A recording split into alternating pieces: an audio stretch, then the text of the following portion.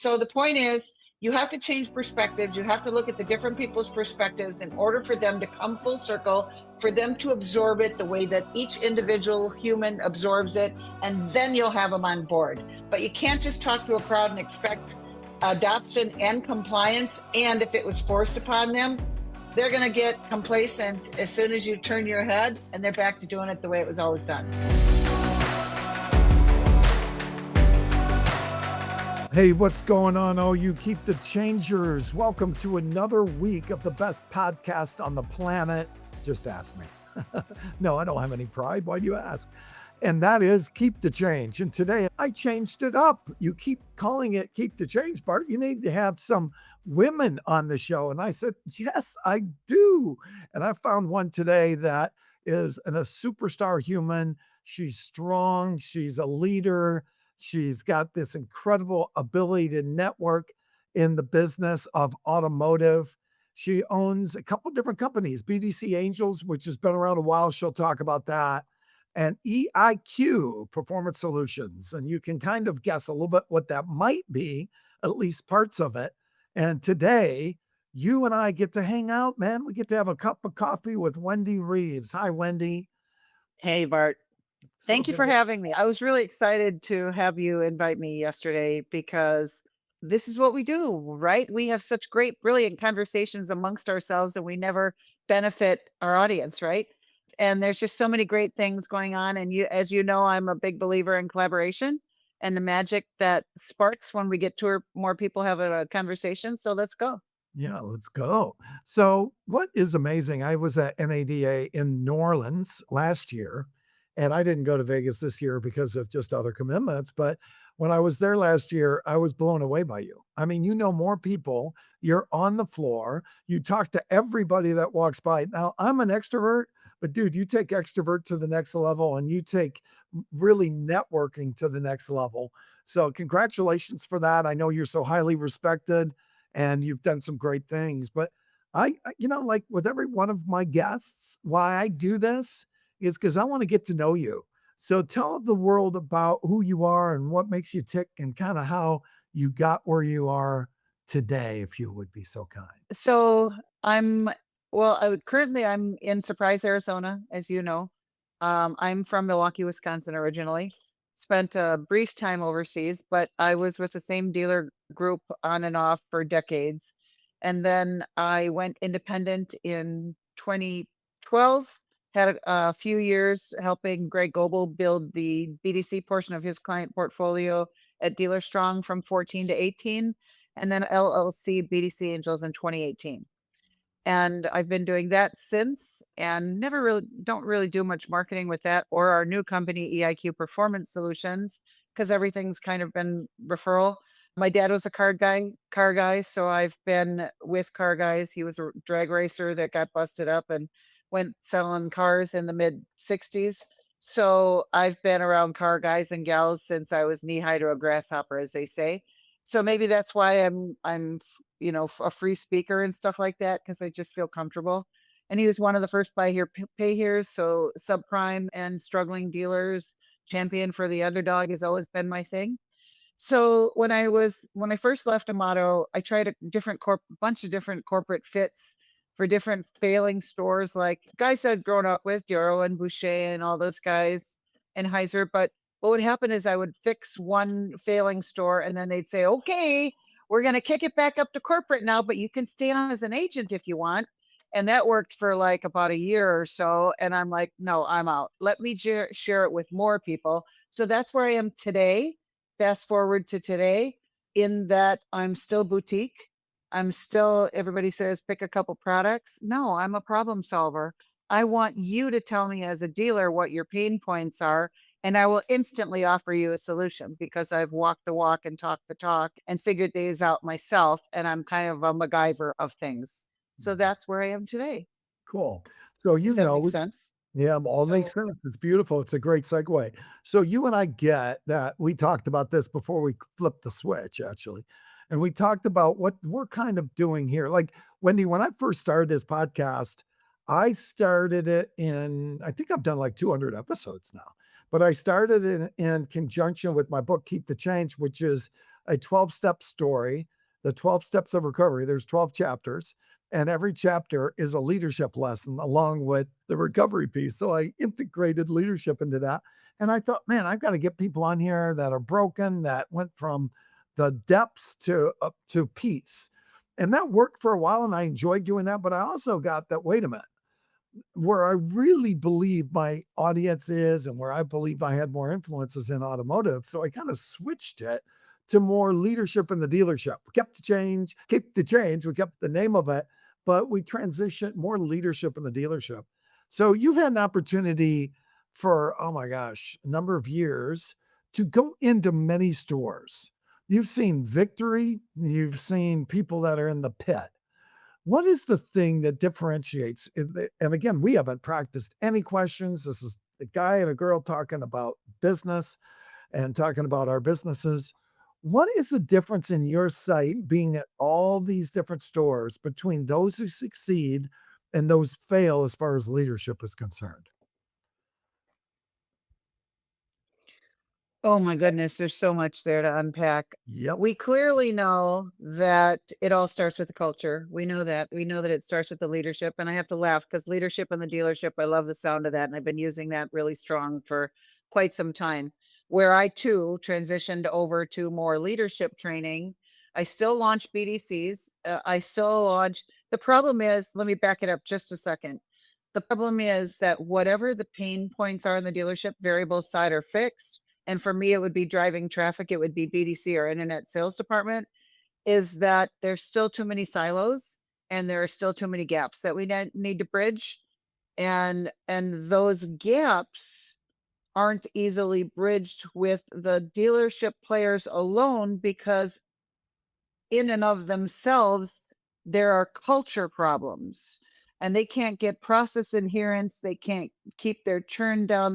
Can't keep everything else because essentially there's so many variables and they just need a good solid culture. And what I always explain to people is that I've had companies, so whether people want me to build them a team or hire people for them or train their on-site team, or they're like, here, just handle it for us, like the service overflow or the service appointments or whatever. We have teams where we can do that themselves. However, you still need a boots on the ground person who's leading, whether it's your remote team or your in-store team or whatever, the BDC as well. And where I see the greatest need right now is in fixed because with the longer ownership cycle of the vehicles, everybody's concentrating more on fixed. But check this, variables knows BDC, but they don't know fixed. Fixed knows fixed, but they don't know BDC. So here's a novel approach. Put the GM and the fixed ops director or whatever together and no, don't let them duke it out. That's what they've been doing for decades. Let them find a good sustainable way that they can create a growth plan together because everybody under the rooftop benefits whether we're selling a vehicle or servicing a vehicle. So we need to bridge those gaps and that starts with our culture. And I'll tell you what else, the customer experience. They all say I want a better customer experience, but that starts with the culture. You have to, just like a building where you have to have a strong foundation and build it on concrete versus soda crackers or it'll crumble as you build. Same thing with an internal culture. If you don't build it on a strong foundation, you can do whatever. You open new divisions, you get shiny tools and solutions, it's all going to crumble with the slightest bit of humidity or something that's going to topple the foundation. So that I think is where it all needs to get fixed first is the culture because you can't put a shiny tool into a broken process, which usually is the result of a broken culture. And then you have churn and you have every other dang thing. So anyway, I'm going to stop there because I could circle there. That's beautiful. So let's talk about culture. What's culture mean to you? When you talk culture, because look, what's it been now, Wendy? 4 months ago, was solicited by Maxwell Leadership. They had an arm that went off on their side and created a culture scorecard report, of which they called me because of my time in automotive and said, man, car dealerships need this. And it was a 360 anonymous assessment given to all the employees and it came back with 10 different components of culture. In your mind, what is culture? What does culture really mean? So I'll be honest. I mean, I'm reading it right now on Perplexity because we know what it means, but I've never asked somebody to have me define it. And actually, Perplexity does it quite nicely. So I'm just going to say it. It says that it emerges, dealership culture emerges from leadership's example, encompassing how staff handle customer service, like service advisor addressing warranty issues, how teams respond to challenges, et cetera. With it includes defined values such as customer welcome, teamwork, continuous improvement, reflected in mentorship, communication, recognition programs. So, and it fosters employee belonging, reduces turnover, builds customer loyalty. So when most people hear culture, they think more like, okay, create a playbook and make sure everybody follows it, and boom, you'll have a good culture. Yes. Is that reality? Well, yeah, I think you're onto it. Keep And then going. you're like, "Wait a minute. Okay." And you're like, "Well, wait a minute. It's not just that." But what I believe the end result of a good culture is it's basically the humans to human, where people helping people, whether it's the human side of AI I'm talking about, or just humans in the dealership, which now thankfully they've blended humans and AI. But it's all about people helping people. And that starts within. If your own team doesn't treat one another the right way, with respect, with acknowledgement, leadership to somebody else that does a good job, but then tell them, don't just cut them down on what they do wrong. Don't work together, row in the same direction. If there's something one person needs, like you see the things about helping people, lifting up the people that are behind you who are actually kind of holding you too, right? Like it takes a village. We're all intertwined in the dealership, and we need to help to strengthen one another and improve the relationships we have together so that we want to come and spend more time with one another than we do with our families. Why? Because ultimately that spills over into how we treat our customers, because it's who we are and it comes from within. Wendy, bringing it. Love it. So That's culture to me. here's what this Culture Health Scorecard says. The first page, the way people think, the way they act, and the way they interact on a team. Jack Welch wrote a book called Winning. And the first chapter is based on missions and values. Now, look, back in the 80s and 90s, everybody had their mission statements, which were really, sexy at the time. But the problem is they're stuck in a meeting room and nobody ever reads them. And even if they read them, it's white noise. It doesn't mean anything. So when we talk tying in mission and values, what the mission is who we are, the values is our behavior, right? I've got a friend in Georgia, Drew Tutton, who's got 8 stores. He's part of, owns, or runs 8 stores. And he'll tell you that he's very clear what his values are. Boom, boom, like 5 values that everybody knows. But even what happens though is that he'll know it, but does everybody else know it? And that's the thing. It's one thing for you and I to have values because I know we do. That's why, actually, it's why I called you because I know your values. I know how you walk in your world. You're a person of faith. You believe in your faith. You walk in your faith.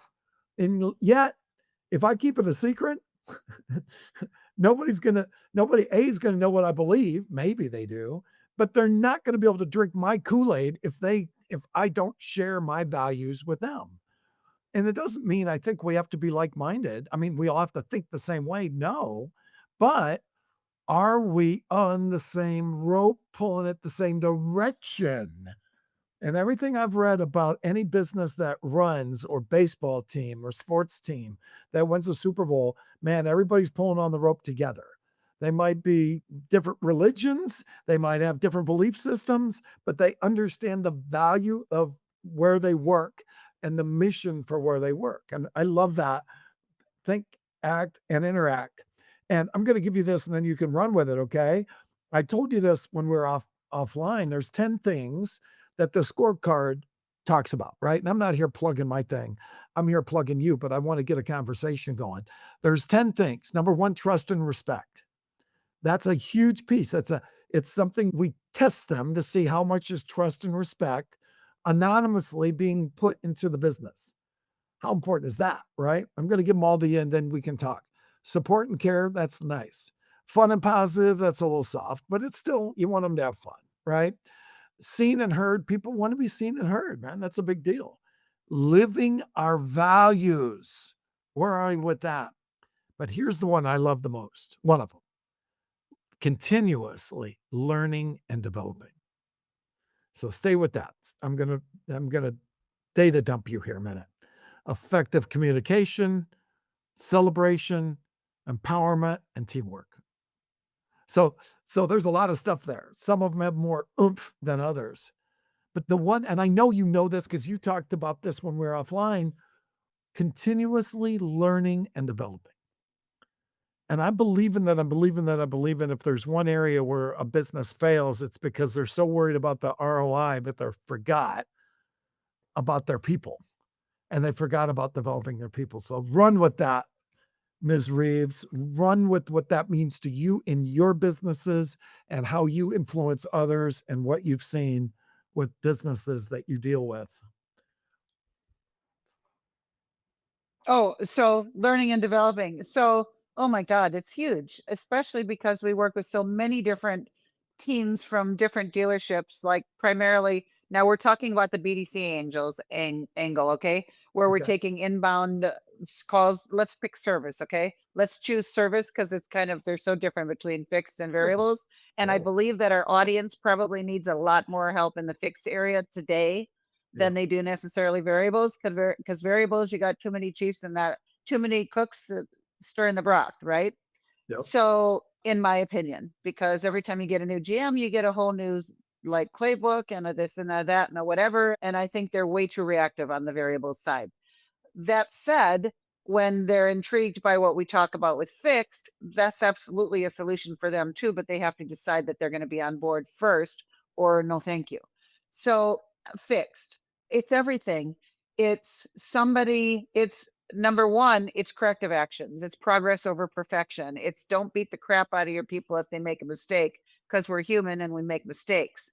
And if they're in an environment where someone says, "So I'm going to get real on this, Bart," they call me Mama Shark, and I'm still not quite sure why. I think all the baby shark, the cute little cutesy thing, I don't think that's what it is. I think it's because, in my tough love situations, I think it was initially Mama Shark, the closer that can close a phone call, an appointment. But yeah, if my team, anybody in my world, if I'm thinking something, you're knowing it because I don't believe in mincing words and I don't believe in sugarcoating things and I don't believe in putting lipstick on a pig. If you got a bad situation, then you need to let the entire team grow and benefit by the corrective action and the lesson. And you know me again, because I walk in faith, I never speak victimese. I used to once upon a time, and I never dwell on bad choices and situations because to me, life is two things, blessings and lessons. And every time something challenging or that's not ideal happens, I think, okay, where's the lesson in this? That said, there need to be these types of lessons in our professional world and communication and relationships as well. And it needs to be progress over perfection. We need to let our teams know that it's okay to make a mistake, but you have to own it. And you have to, because I've had some really bad things. My two things are honesty and integrity. If you lie to me, you're done.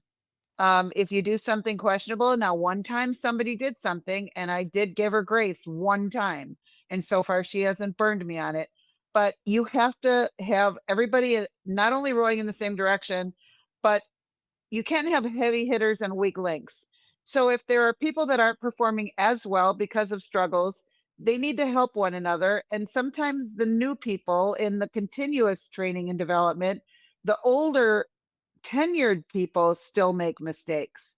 And when you share the corrective actions with the entire team in those situations, it further enforces to the people going down below that, oh, okay, I don't have to be perfect. I just need to be trainable and coachable and pay attention to what I'm being taught and coach and learn it and practice it. And when I have a question, here's the important thing.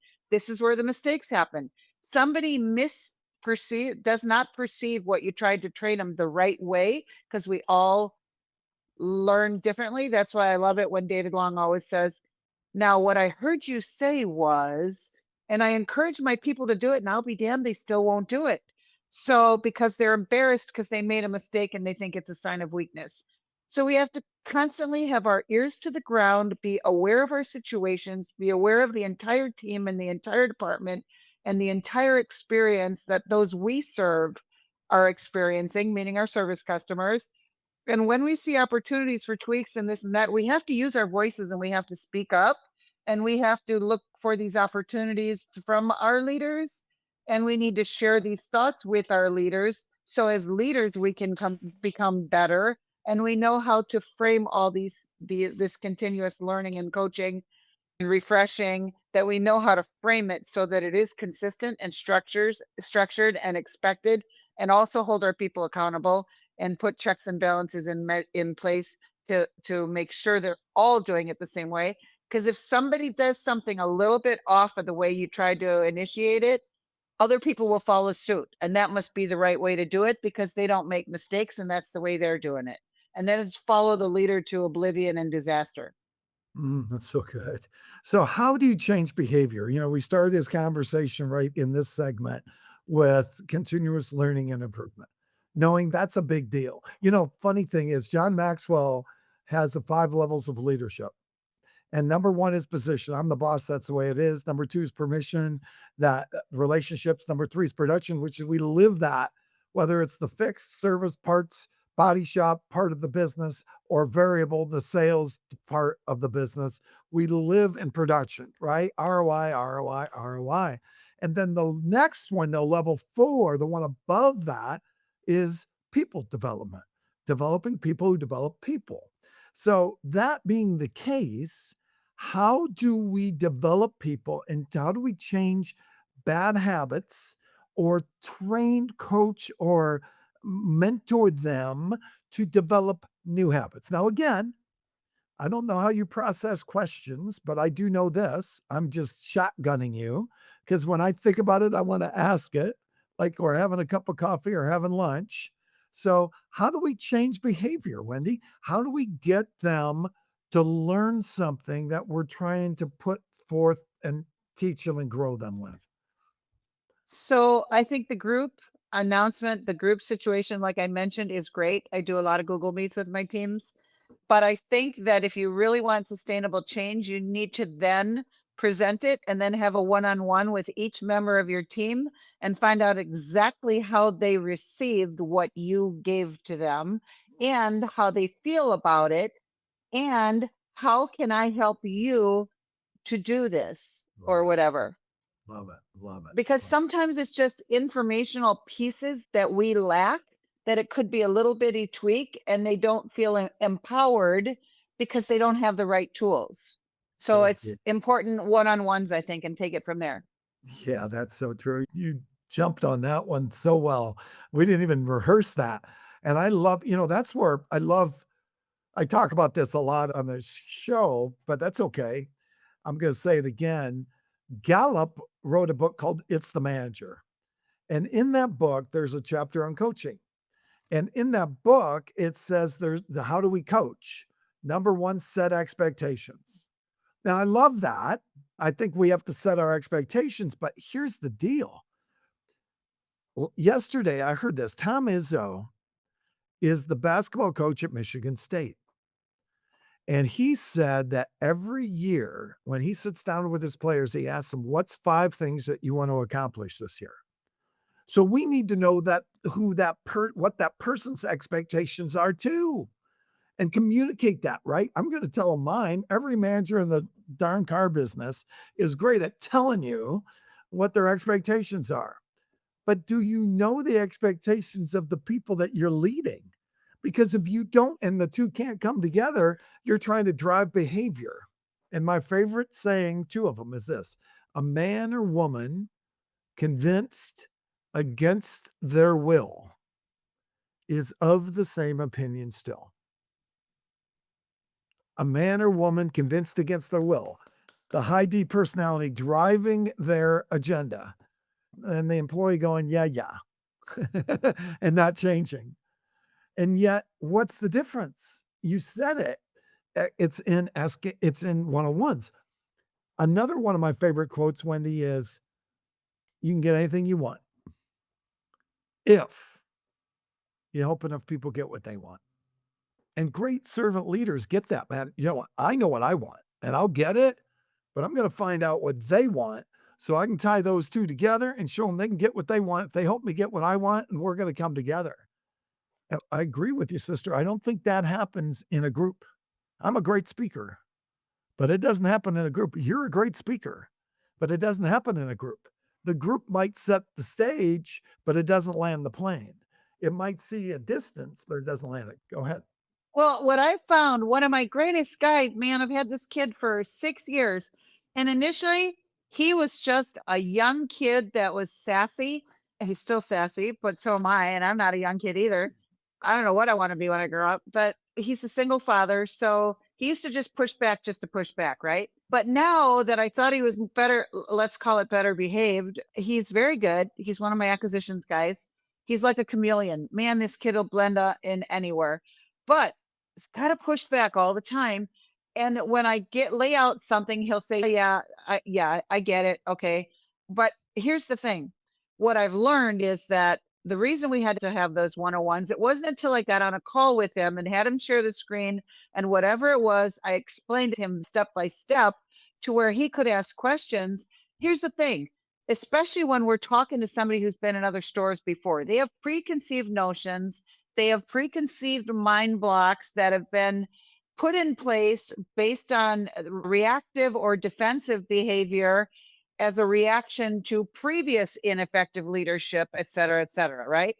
So you could be presenting something in a group setting that they've already turned you off mentally and they're blah, blah, blah, blah, blah in their mind, even though they're giving you the nods because they already wrote it off like, yeah, I tried this. It doesn't work. Next. And they're not even there. They checked out mentally like 20 minutes prior.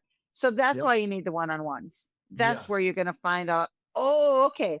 And one of my favorite things is Dr. Wayne Dyer. When you change the way you look at things, the things you look at change. Change.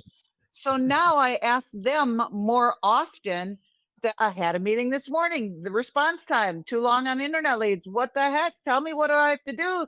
Short of replacing you guys, how can help me to help you? I did that one, right? Tell me what I can do to help you to understand this better and to do it. And basically it was they weren't getting their notifications, but it never occurred to me to tell anybody because I didn't know it was broken. So how could I fix it?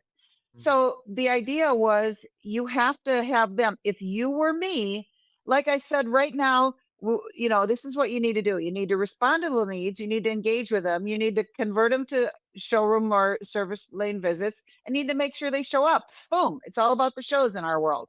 Yep. Well, you have to be able to know that each one of those steps is important and in order and how you're going to respond to you. Anyway, the point is I had them put themselves, I said, if you were the dealer, now put yourself in my head. What value are we showing right now if it's the second of the month and we missed the boat on 2 leads already on time wise and blah, blah, blah. And we're not setting appointments because we're chasing process because I'm here talking to you now. Tell me the value we're providing to our dealer right now, right? They're going to say, oh, well, I get it, Miss Wendy. We're not providing any value, right? That was probably his exact words. So, okay, so let's fix it. So the point is you have to change perspectives. You have to look at the different people's perspectives in order for them to come full circle, for them to absorb it the way that each individual human absorbs it. And then you'll have them on board. But you can't just talk to a crowd and expect adoption and compliance. And if it was forced upon them, they're going to get complacent as soon as you turn your head and they're back to doing it the way it was always done. Dude, that's so good. And the thing you said that was so powerful that you said that, we've got to have the one-on-ones. You mentioned Wayne Dyer and his quote, and you mentioned that you've got to be able to ask questions. And and it goes back to if you and I try to change their mind because of manipulation, it's probably not going to work. And we wonder why they don't freaking change. But the reason it doesn't change is because we don't know A, how to communicate with them, right, Wendy? And if we do know how to communicate with them, we're trying to tell them what to do instead of letting them do it. So I'm going to give you a word, activator. Activator. Now, think about that. If activation and coaching are on the same lane, what do you think I mean by activator? What am I doing as an activator that might be a form of coaching? Does that make sense? I learned a pivot method from Katie Mayers and Allison Rank. Like when, and a word that I used to use was trigger, like when certain situations and whatever would trigger you. Yeah. And then we'd have to learn to be in the moment and learn to pivot and blah, blah, blah, Yeah. because our reaction or the emotion from which we react to situations will dictate probably how the rest of that Yeah. situation's going to go, right? Mhm. So you Yeah. have to check your emotions. So I changed the word trigger to activate. So when people try to activate me, but I'm sensing what you is not there, what you're activating, probably what's within us. You're breaking through whatever's holding us back, whatever is keeping the smoke film over it. You're like taking the plastic off the TV screen so you get the clear picture and you know exactly how you can take advantage and benefit from the training. Boom. You put an exclamation part, not a question Is that mark. it? Dude, you nailed it. Yeah. But here's the think about that though, Wendy. We're trying to how do we activate it? By asking questions. And how do we activate their thinking? Hey, Billy, when you did that, tell me your thought process. I had a parts manager today, great guy, love this guy. He's one of my coaching clients. I talked to him right before I talked to you. And about 2 weeks ago, I sent a pretty firm email about one-on-ones. And the reason I did it is because he wasn't scheduling them. And I'd asked it in the group and I asked him personally, and he didn't do it. I wasn't rude, I was firm. And I literally said to him today, I'm sorry, I might have been rude with that email. And he said, no, you weren't at all. He said, I needed to hear that. And I needed that email because you gave me the play by play of what to do. You might have told me 3 times before, but I didn't catch it. And see, people, isn't that fascinating? Smart guy, wonderful guy, great man of God. I was glad that I didn't offend him because it was a pretty strong email. But what I found out was he needed ABCs with no fluff. And I got lucky with that email that he wasn't offended, but also I got lucky because of the fact that was his trigger.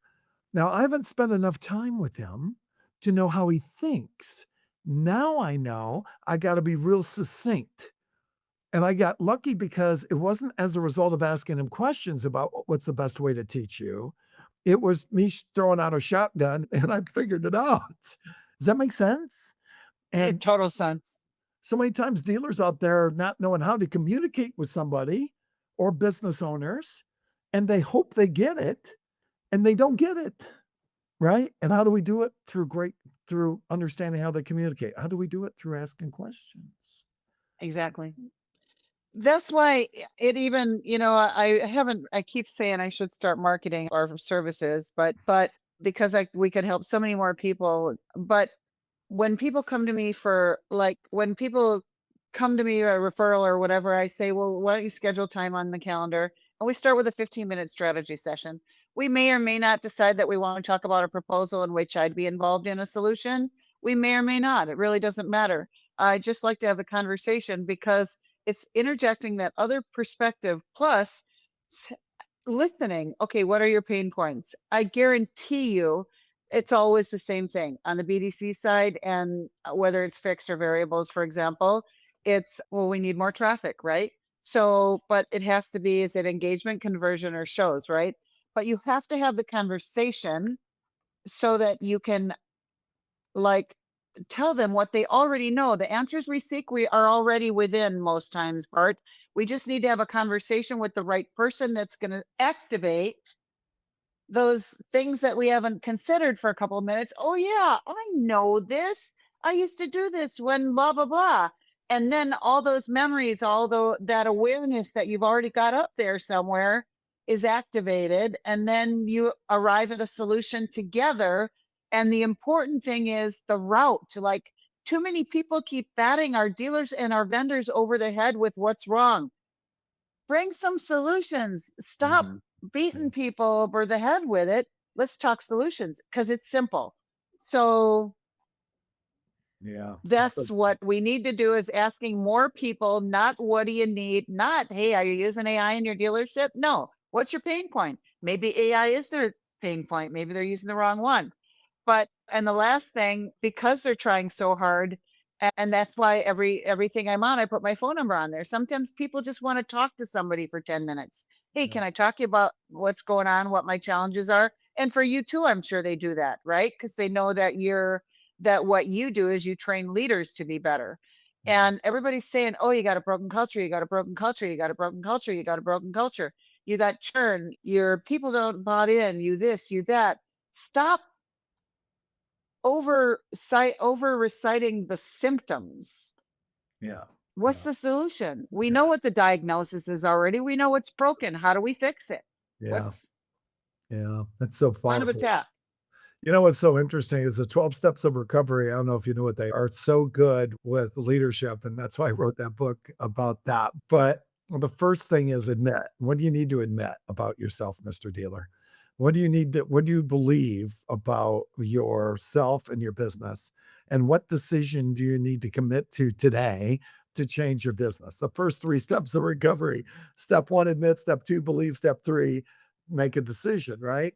But again, all based on questions. The quality of our life is determined by the quality of our questions. And that's why I do podcasts, man, because I could never get to know Wendy Reeves the way I know her in this 42 minutes that we're together today. There's no way, right? And I gained so much more information. I read a book once from Phoenix to Atlanta called The Quality of Your Life is Determined by the Quality of Your Questions. And what it said was, don't ask questions to judge, ask questions to be curious. I mean, I don't know your business, Wendy. Only Wendy knows your business, right? I know the car business, so do you, but I don't know how Bob Jones Ford is thinking until I ask Bob Jones, what are you thinking? Right. And Yeah. the more I assume, the more I make an ass out of you and me, right? It doesn't work that way. And I think, you know what's so fascinating is that when I talk to people, they don't know how to ask questions. I mean, look, I deal with people all the time in recovery because I run a recovery ministry with my beautiful bride.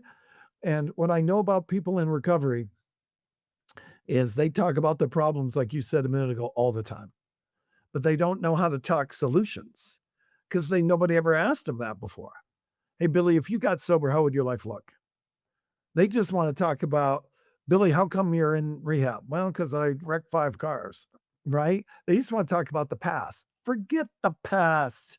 Yesterday's history, tomorrow's a mystery, today is a gift. That's why they call it the present, right? And I think it's our job as leaders, you and me, to help them see the future and the present. Forget the past. It's done. It's history. Even if it's great, doesn't mean anything. What are we going to do today to be solution based? Or as our friends are solutionaries, or activatist. How do we activate their thinking to get them to a place of solutions, right? So that's cool. Magical. Yeah, it is. It is good. What's your greatest gift that you bring to a dealership?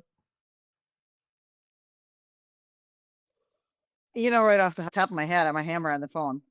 I'm an Right on. absolute freaking hammer. I'm Yeah. a hammer. At Amato, I got busted down from BDC manager because nobody could do anything at the Nissan store. And he's like, come on, go down there, you make the same money, go down there. I kept saying no. When he finally put me down there, I got all the phone ups and I closed 98% of them. So that said, because I know it, I can teach it, because my favorite place is in the trenches, like closing, like talking to people and offering service and telling them how to. Used to be, we'd say GAG, greet the customer, acknowledge the lead source or what brought them to you, what they're trying to accomplish, and go for the appointment. Now you need that E in there for empathy, right? So it's like, it's not do like it's GAG, but with a layer of empathy, and it's people helping people. So what's the best thing I can offer a dealer? I can make an instant impact and drive more traffic is my greatest Mhm. gift. Amen. because I Amen. know how to cut through the bull and zero in on where the pain point is and solve that pain point. Like, I'm not asking to replace the AI you're using that's taking your phone calls and this and that. And even though you don't have any humans in the loop, I'm not asking you to do that, do that. When I go into stores, like we did proof of concept with Russell Hill for fixed ops marketing with some of his stores and with vid calls to introduce the potential video aspect when they want instant impact when they're on the website for service and my humans, right? And text AI as well. So what we found out is that there's still 30% of people that don't want to talk to AI. So we pick up what I said earlier, what drops off the ground. We'll go ahead. If you're still testing and vetting and whatever the AI that's taken all your inbounds, fine. Let us do some of your outbound campaigns. Let us drive traffic that way. Let me show you how this little better and let me show you the process that we're doing, and then if the phone rings more than 3 times in service, send it to my humans instead of your service desk where you're short on advisors or they're working with a tech problem or a customer or a heat case or somebody's sick. And after hours, send it to my humans so people don't have to get freaked out at 9:30 because they saw a flat tire and they want to know if they can bring it in at 6 a.m. My humans get the calls 24/7.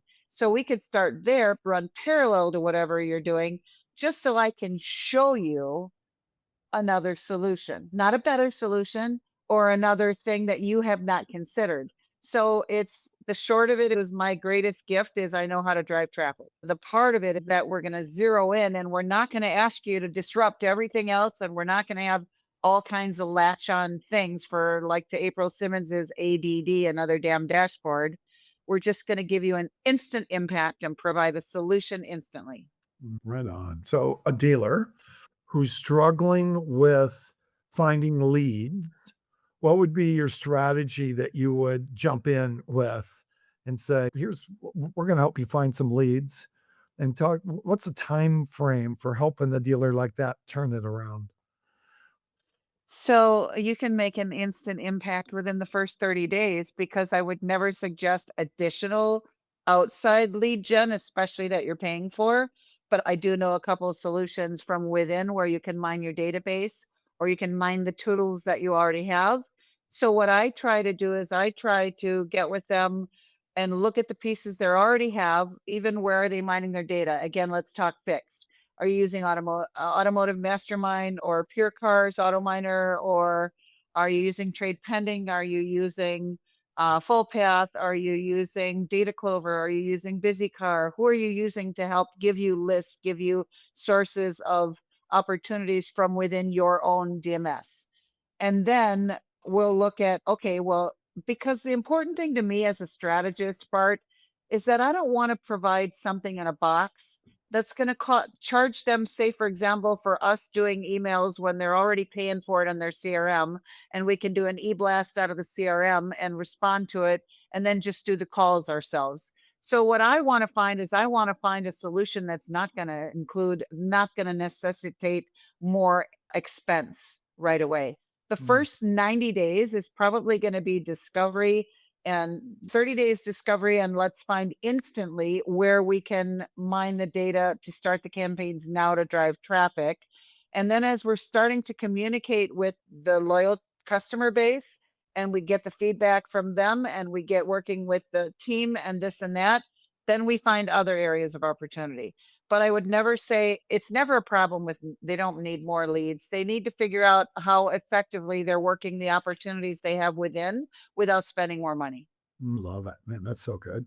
I've got a dealership in California. Actually, it's Oregon that has about 70,000 names in its dealer base in its base in their database. And yet they don't have anybody really jumping on that. They've been in business for like 35, 40 years. What's the solution for that? I mean, how do help me help them, I guess, right? How do you do that? So, in my opinion, I think that is where the marketing agents are going to trend over to as well. And I think it needs to be a collaboration. There's so many people now buying up all the smaller outsourced call centers, that's going to be where there's a handful of them and they're going to be, pieces of the skeletons of past BDCs, companies and whatever they've evolved into. But there are still some of us out there that are strategies and that are more, like that niche boutique, whatever. How do you do that? I think we're going to need the BDC, the providers that way to work more with agencies. I think we need more enterprise solutions. I think that everything is still siloed. For example, you have an advertising agency that does a direct mail campaign for you that you're going to spend $20,000 in a month for, and they're going to do an outreach to 20,000 customers. Who's calling the manifest to make sure they even got the letter and to close them to get them in the door? Nobody.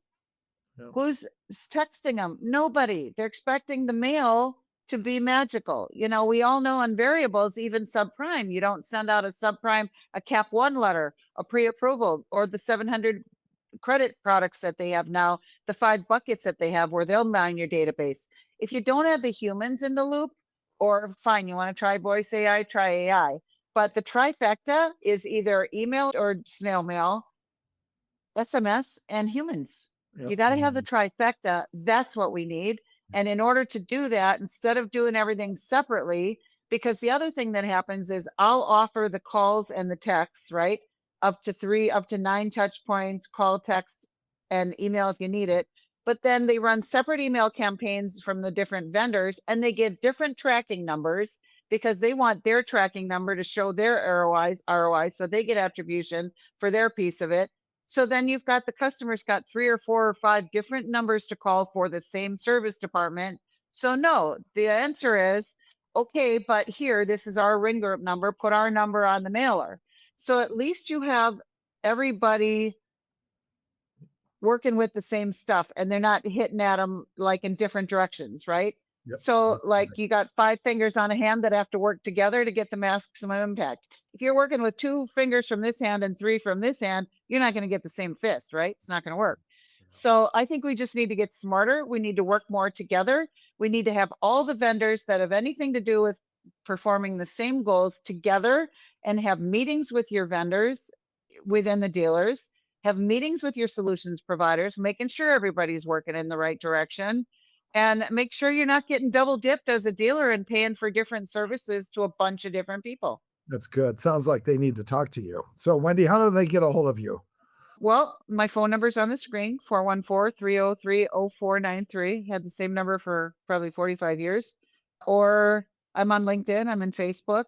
Wendy at bdcangels.com is my primary email address. But yeah, and there's a calendar on my website, bdcangels.com. Just sign up for a 15-minute spot on my calendar and let's talk. Yeah, I've got a lot of dealers that I know that would and could use your expertise, and if nothing else, to sit and talk to you and tap into your knowledge. It's phenomenal. Thank you for being so specific. Thank you for our cup of coffee conversation. I appreciate you so much, and thank you for being on Keep the Change, Wendy. Thank you. It was a pleasure. Go ahead and share this out in the neighborhood. Let people know.